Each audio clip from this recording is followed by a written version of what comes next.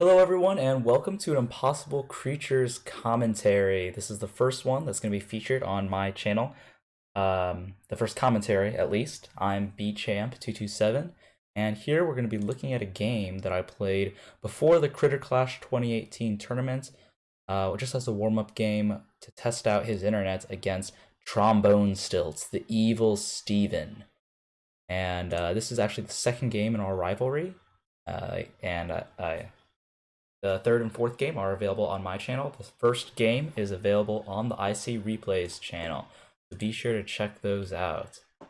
So here I am in the top right, here Steve is in the bottom left.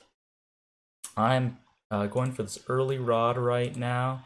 That is a part of my level 2 rush, and this is going to be a more conservative rush that you're going to be witnessing from me. And what I like to do with a more conservative rush is build a creature chamber somewhere near my lab and then start pumping out units pretty early. I try to click on the level 2 button and start level 2 research around 1 minute and 45 seconds on the game clock.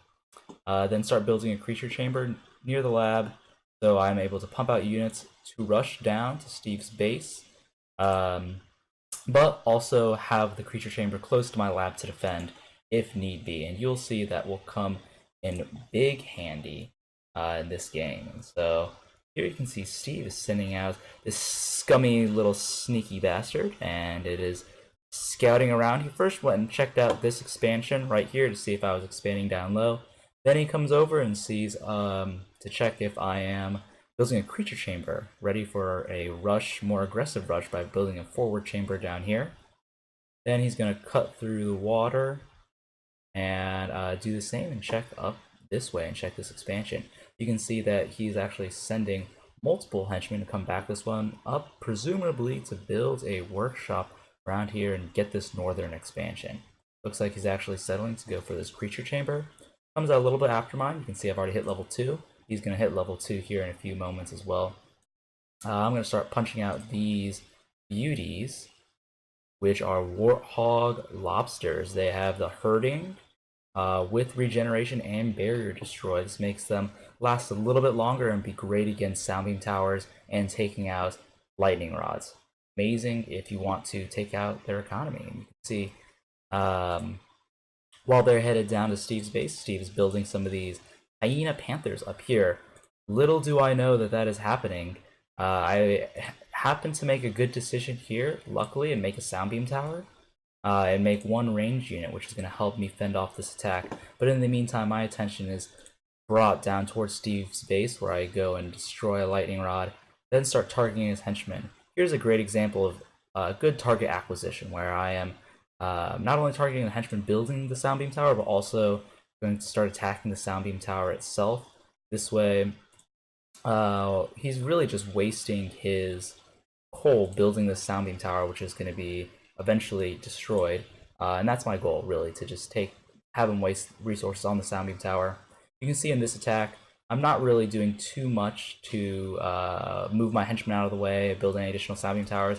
I actually ended up building a geyser. I felt very confident about defending this attack, and I didn't want to slow down my economy by bringing my henchmen away. Here I was able to take out a soundbeam tower, disrupt his economy, had his henchmen come in, start attacking, took out a lightning rod. But Steve has this expansion, and it is starting to get well staffed, building some rods here as well. So he does definitely have an advantage right now in the game. Although I might be a little bit better with resources, just because I haven't had to rebuild some of my economy down here.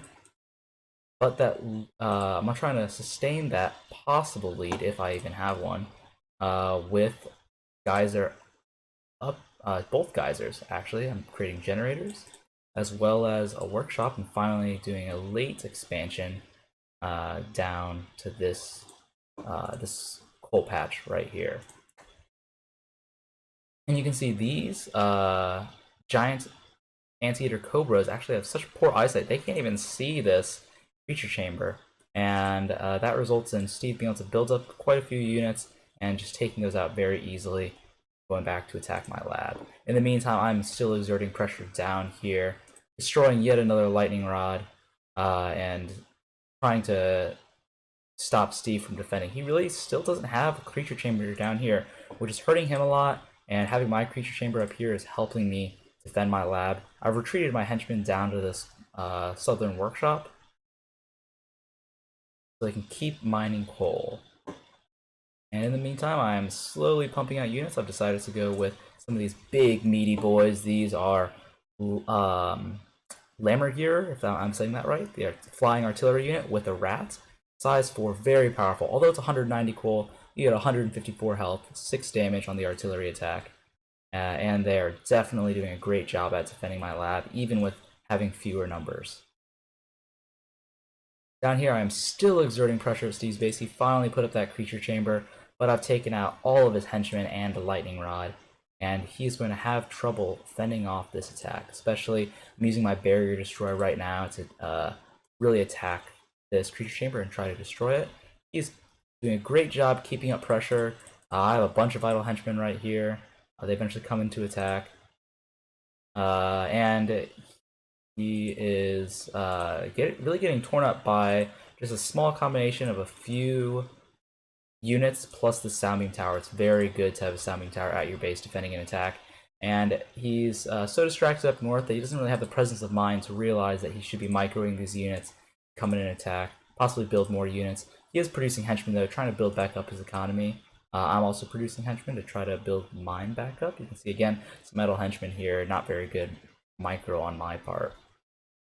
Coming in, I now see this creature chamber trying to exert pressure over here, but mainly what I'm going to be trying to do is, now that I've hit level 3 actually, trying to finish off Steve at his base, building panther octopuses. I really like those guys. Down here, as well as maybe some units. I have some lammer rats coming in up here, and going in and taking just his scraggly defense. He does have some henchmen up here mining coal, but I just have a huge resource advantage now. Fully staffed workshop, extra generators. I've really been disrupting his economy a lot, and he is definitely losing this two-front battle. Very important to keep up that two-front battle, by the way, for my viewers watching right now. And then when I take out this creature chamber, there's really no hope left for Steve to recover, so he ends up blowing lab.